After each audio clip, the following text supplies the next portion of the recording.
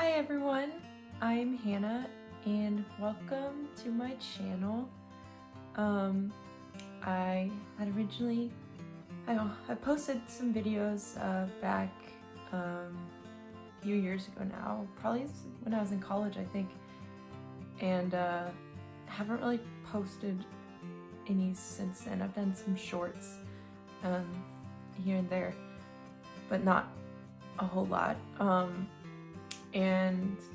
But I was just thinking a few weeks ago now, I'm a big reader. Specifically, I really like Christian fiction is what I read usually, clean Christian fiction. And I was just thinking, I know that there are like people who like post like on YouTube, like read their favorite like books they've read but this month, or just like book theme videos, and I always thought it was like fun that they do that, but and so I thought of the idea, like, what if I could make some specifically like Christian clean fiction book recommendations, because I know there are other people out there who are Christians as well and just wanting some good like clean fiction that glorifies God. And yeah, so I was like, just thought like I'm a reader and I've grown up reading and enjoying books, and so I was like thought of the idea as like that would be cool. Maybe like, yeah, just sharing what books I've read this month that I've enjoyed, and hopefully if you're looking for a book to read, maybe one of these you will hopefully enjoy too. But yeah, just a little bit about me. Yeah, my name's Hannah and I am a young adult and I live in Texas, and I have two parents, two younger siblings, and a terrier mix named Foxy, and I enjoy reading, and also really like to crochet, and I've done some creative writing. I have a couple books that I've self-published. One is called Hope in the Dark and the other is called A Love So Sweet. Both are clean Christian fiction books. But without further ado, I wanted to share my reads from February. So I guess I'll start with first book I read. I started it, I think, in January, but I finished it in February, and it's called This Life of Mine by Victoria Lynn. And I can read the back of book blurb, but it's book 2 in the Chronicles of Elira, I think. But it says, Marcus is tired of losing those he loves. The last shred of his childhood has been uprooted and he feels alone again. When the ruler's new policies take effect, the anger of the Russelkin Mountain King is unleashed upon the borderlands. With refugees streaming into Elira by the hundreds, the stories from the raw are horrific. Marcus joins a convoy to lend his medical skills to those in need at the Eliran border. What he finds there is about to change his life forever. Dilara's life as a slave in Russelka was anything but idealistic. Consumed by a system that was designed to use, abuse, and discard the likes of her, she's been taken through the very depths, carrying a traumatic secret and wounded in her frenzied escape. She finds herself with an unlikely protector and an even more confusing relationship. Can she traverse the waters of this new life and make it her own? And can Marcus overcome his own deformities to find the one missing piece? Or will his life forever be marked by suffering and sacrifice? So, I had read the first book in this series. It's called Once I Knew. last year, I believe, and I really enjoyed it. And so the sequel's been out, I believe, almost a year now, and I just didn't read it until now. I got it for Christmas, and so I really enjoyed the first book. This second book was, wow, it was like, I think I liked it better even than the first book. It was just like the sweetest romance, just like pure Christ-honoring romance, and just the stories of both Marcus and Dillera, I believe is how it's pronounced. I could be wrong, but just both their stories and what they've both gone through, and just how God meets them in their brokenness and in their pain and heals them. And yeah, it's just such a beautiful story of like God's redemption and how he brings beauty from ashes. And yeah, just both of the characters, I love both of them. Dillera's pet slash like protector, I won't go into specifics, you'll just have to read it to find out, but I love that aspect of it. Yeah, it was definitely like the subject matter, definitely more on the deep, intense side, but like Victoria handled it in such a great way. Yeah, I just love this book. I think, yeah, I'd rate it out of 5 stars. It would probably be a solid 5. It's definitely a really good book, and I'd really recommend it. I'll read the first book first. Once I Knew is also really good, but This Life of Mine, it's definitely a super, super sweet story. The second book I read is called, well, I have the first book of the series with me, but I read, I believe, so there's 8 books in this series and I read 4 of them. But so I read these books, they're called Winnie the Horse Gentler. It's a series of 8 books, and I first read them, I believe, when I was in middle school or high school, one of the two. And they were like meant for like probably middle grade readers. Yeah, I just fell in love with them when I first read them, like the characters, and just, yeah, it's awesome. And then I read them again over 2020, the pandemic. I was like, I want to read some books. And so I went through these again, and I love them like just as much, I feel like, as I did when I went through them the first time. And then just this past week or two, I was like, you know, I really could use another like book to read. And I was waiting to get another book of mine that I read this month in the mail that I will talk about in a little bit. And so I was like, you know, I should just go through this series again. And so I read the first, I think I finished either first 4 or 5 series in the month of February, and then finished the series in the first few days of March. It's definitely like the books itself, they're pretty short. Like the first book is 71 pages, and there's 8 books in this series. So just the characters, it's about this girl named Winnie, and she loves horses.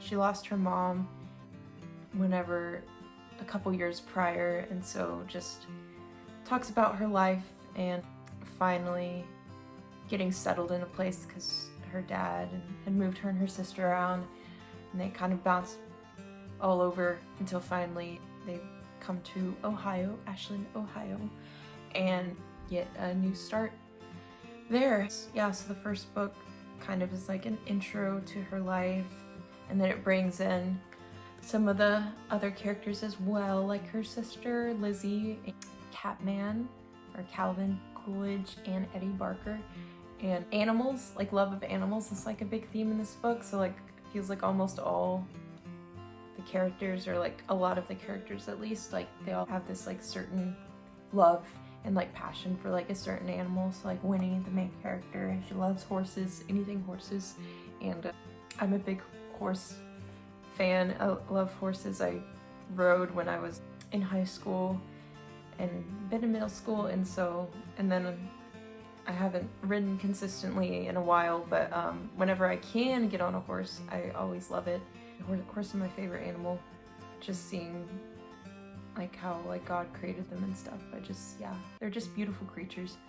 But yeah, and that I also love that it's like a Christian series, so like it also talks about like Winnie's walk with God and like her encounters with him.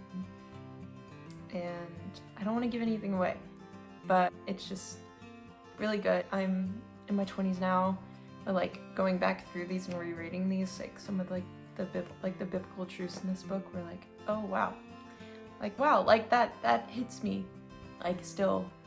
And this book wasn't like written for my age group necessarily, but like they're just still really good, and I really enjoyed them. Honestly, like the characters, I think the characters just really make this story. And like Winnie and Catman and Eddie Barker and Lizzie and Hawk. If you read the books, or if you've read the books, you know who I'm talking about, but they're just so good. It's by Dandy Daly Mackow, I believe is how you pronounce it.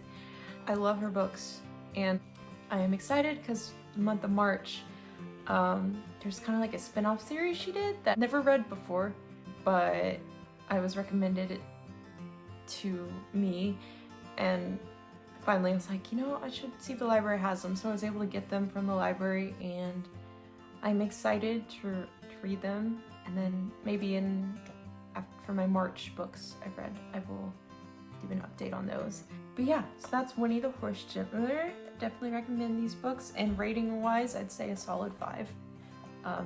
They're just really good. The next book, it's not a fiction book, but I wanted to talk about it anyway because I really enjoyed going through it. But it's a Bible study book. It's called Ruth, Lost Love and Legacy by Kelly Minter.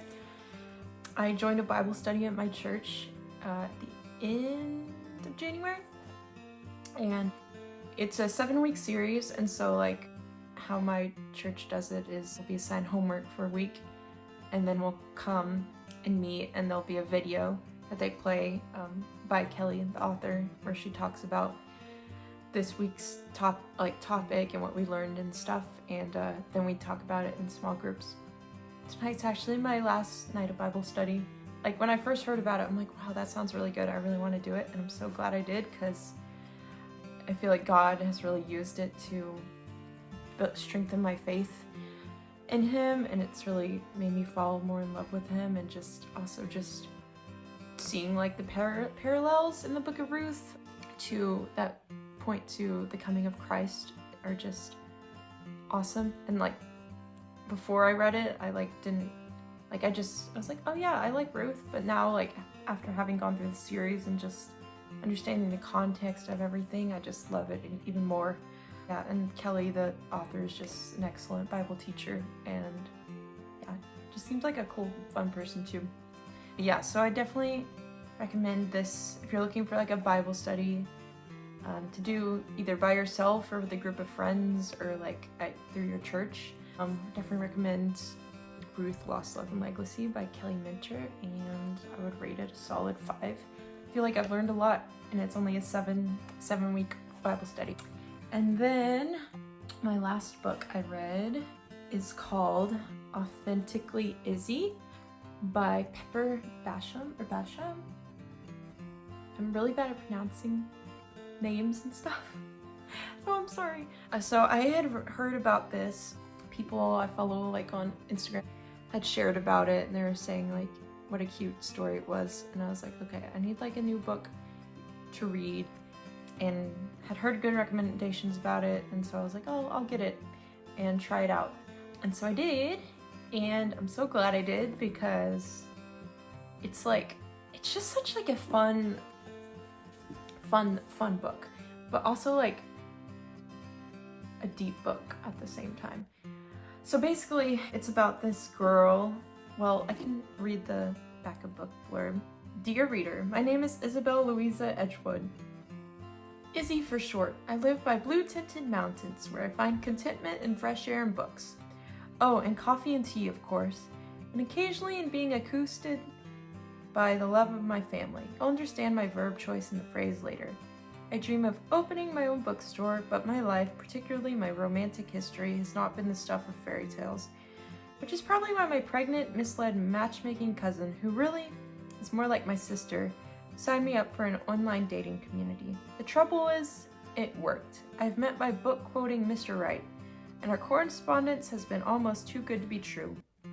But Brody lives across an ocean, and just the other day, a perfectly nice author and professor named Eli came into the library where I work and asked me out for a coffee.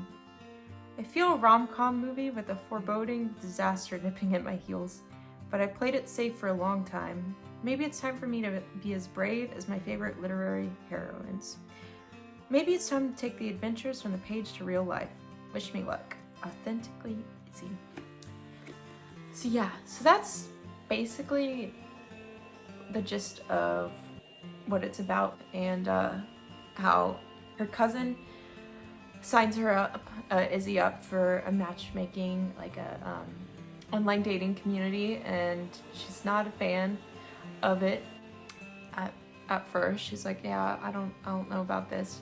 She had just had bad luck with guys in the past and bad situations, and so she's like, yeah, I don't know about this. But basically it just talks about her story and how she meets this guy on the online dating community, and just how at first she's unsure, but then as they keep talking, she's like, he seems like a cool guy. Is this too good to be true? And then yes, the other guy, Eli, that comes in, and she's having to navigate that as well. And yeah, it's just really good. I won't give away any. I'll try not to, at least. But there's also just like, oh, and it's told like from like the majority of the book is told like in like email format and text format.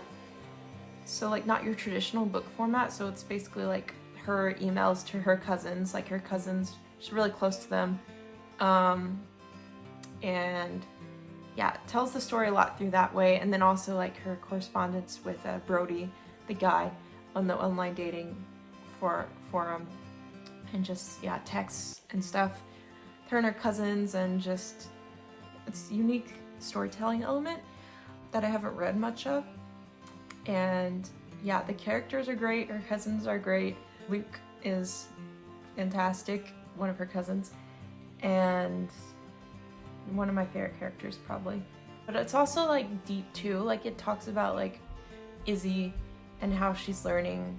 It's like, okay, you know, like I've been hurt in the past, and just tells her story about like how she learns how not to let that hurt dictate her like future. So there's a lot of good quotes in here, and ones I really resonated with. I feel like I could see a lot of myself in the character, in her. It was a really sweet story, a really good story. Fun. It's like a fun, lighthearted story, but then there's also deep elements to it as well. It's Christian fiction, so like they talk about God and like her faith. So the only thing is I would say about this book is it's Christian fiction, so it's clean, kisses only romance. For me personally, like some of the like descriptions about the kissing, it's like, okay, probably don't need to read all of that. For me personally, I would have preferred a little bit less description about the kissing, but other than that, it was a really, really good story that I enjoyed. I probably would rate it either like a 4.75 or 4.8, just because of the kissing parts probably, but the rest of it was really good. I really enjoyed it. So those are the books I read this month for February. And let me know if you have read any of these books and what you thought of them, or if you have any good Christian clean fiction recommendations for me, because I'm looking for new books to read. Thanks for watching, everyone. I enjoyed making this video. It was fun, and hopefully I can make some more in the future. I hope you're having a great day. All right, bye everyone.